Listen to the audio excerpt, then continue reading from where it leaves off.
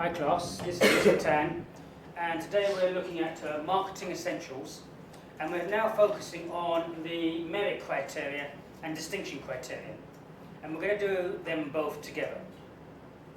So we've already finished P1, P2, P3 and P4 in terms of the pass criteria of marketing essentials. Now we're looking at the merit criteria. Look at merit 1 first. So merit 1 says, analyze the roles and responsibilities of marketing in the context of the marketing environment. So as always, we try and break the question down. The key word here is analyze. Good. What does analyze mean? To look at how one factor affects another. Okay. And so let's analyze. We know what the marketing responsibilities are, the roles and responsibilities, which includes a wide range of things, including the mission statement, the internal, external analysis, the marketing strategy from segmentation, targeting, and positioning, the use of the marketing mix, the product, price, place, and promotion, and then the extended marketing mix, the people, process, and physical evidence, and then the implementation and control. This is the wide range of the roles and responsibilities of marketing. But this question is asking for the roles and responsibilities of marketing in specific reference to the marketing environment. So what is the marketing environment? That's the company, that's the case study we're using. Sorry? Pestel, good. So the marketing environment is the external factors that can affect Zara, the company, in terms of what we use in the case study. So Pestel is one of the models. There are other models, but we're going to use Pestel. Other models including the BCG, Boston Consultancy Matrix, the Ansoff model, Porter's 5-force model, but we can't talk about all these, so we're just focusing on Pestel. And we know that Pestel is the political, economic, social, technological, environmental, and legal factors. So, analyze the roles and responsibilities. So, what kind of things do or does the marketing need to do in terms of Pestel? What's the first thing they need to do? Research, absolutely. They're going to need to do research. They're going to need to do primary research on information that doesn't currently exist. So they might need to do their own questionnaires or qualitative research in terms of group discussions and group surveys. And then they will definitely need to do secondary research. Secondary research is research where information is already been published and it's available in reports like Mintel and various other publications from the newspapers, in books, from government reports, statistics and information and data. These things are secondary data that's already been published in the public domain. So the marketing department would take all this, and then once they've got this information, they would need to produce a report and present this information, and then fight their corner as regards to what they've actually found out, and taking that into consideration, what the company Zara, or the direction that they should take. The marketing department should be leading it forward, because they've done the research, they know what's what. And all too often than not, have we not seen the downfall of companies who don't listen to research? If we take Kodak, for instance, we saw in Kodak. Kodak was the first company to have the digital camera. They came out with the DC-50, the DC-750, and other models. They had the first digital camera in the 1970s. And what did they do with it? They squandered it. They always believed that people were going to film and have the film developed. And yet they didn't see the potential in the digital camera. And they had it first. So if they had it first and they'd done their research and then they knew, absolutely, and then they knew that this is the way the market was going, that people were going to get away from film and use more of this. But they were so, they couldn't see past their nose, they couldn't see past the woods, the trees. And because they couldn't see, and no one's fighting that case, the whole of Kodak went down, they lost £2 billion, and over 10,000 people were made redundant worldwide. All because they did do their research, but they didn't take heed of it. Who was there to fight the corner from the marketing department to say, this is what we need to do, this is the direction the company needs to go? And why wasn't anyone saying that? Or why wasn't anyone They was listening? happy with their lot. Yes. Say it again. Or maybe someone wasn't listening. Yes, people weren't listening. people were too focused and saying this is the way it's always going to be, but things change.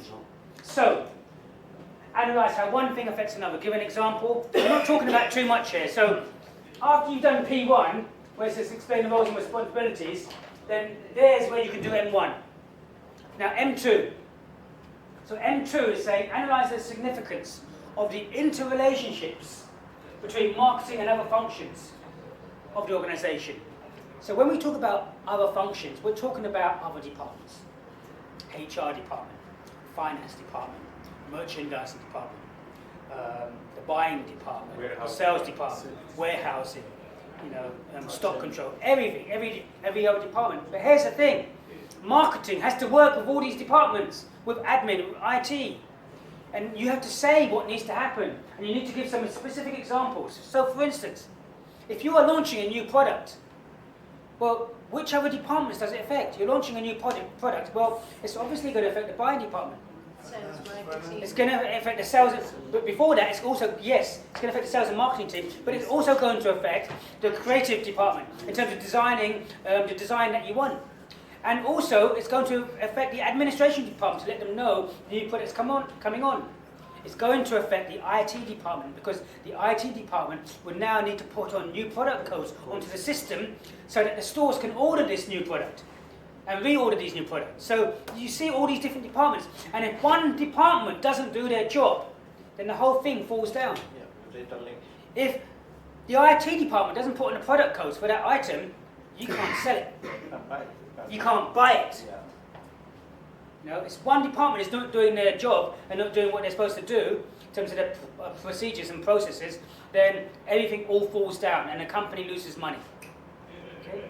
So again, you need to give an example here in terms of one example. Can anyone else give me another example of how one department affects another in terms of marketing? The interrelationships.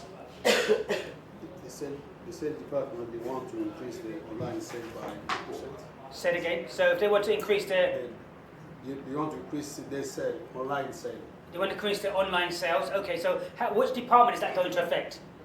IT. It's going to affect IT definitely in terms of putting on a new product code. Production as well. But it's going to affect the production team actually. Finance. The finance team in terms of buying these things in. Administration department.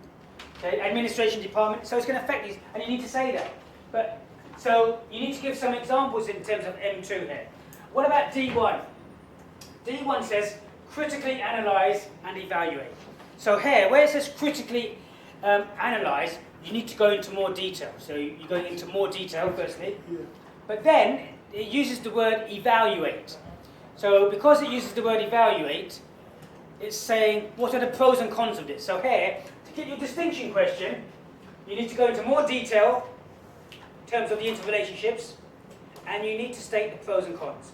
You must state the pros and cons. If you don't state the pros, the advantages and disadvantages, then you haven't met the distinction criteria.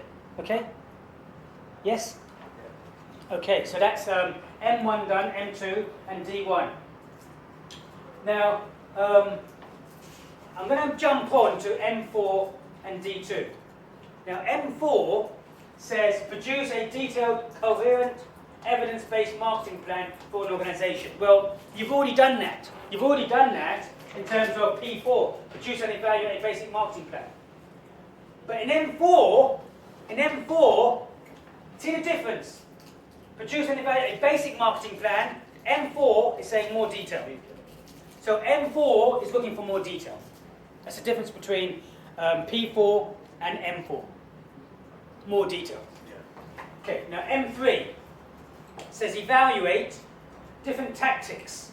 Evaluate, keyword here, and evaluate means look at the pros and cons, look at the advantages and look at the disadvantages of different tactics applied by organizations. Organizations is plural, which means you must give two organizations. You must give one example from one organization and one example from another organization. Therefore, if we go back to P3, we were talking about suppliers who supply Zara, and that's one type of organization, suppliers, and Zara as the second organization. So, what does Zara do in terms of their promotion activity? Open. Open new stores. 3% of their income, total income, they use it to open new Yes, restaurants. and yes. Yeah. They open new stores and they use 3% of their sales revenue worldwide, and that 3% they use to open new stores. They don't do advertising, they don't do sales promotion, they don't do this like other companies. They're opening up new stores. How does that differ to the promotion that suppliers use? Well, suppliers use a different range of promotional mix. Suppliers, to get the retailers to see them, must exhibit more. They exhibit more, so they might exhibit in Frankfurt in Germany, they might exhibit at Las Vegas in the Sands, they might exhibit at NEC in Birmingham, or at Olympia in London. They might exhibit at all these places, then the retailers would come and see these suppliers. So when the retailer comes to visit these supplier stands, what do they expect? They need a nice, colorful brochure. A lovely, colourful brochure of all their products. All the material they can. And the materials as well, a swatch of all the materials. And if they're important people, then they will give these swatches to them to take away, and a colour brochure and everything else. And they will develop a relationship with them. They would send out they would take their details in terms of their contact names, emails, positions, the company who they're from, and then later on, when they go back to the office, they will send them out emails. Just like they're connecting every time. And they start sending them out emails, and they try and get on the phone to them, and they start talking to them.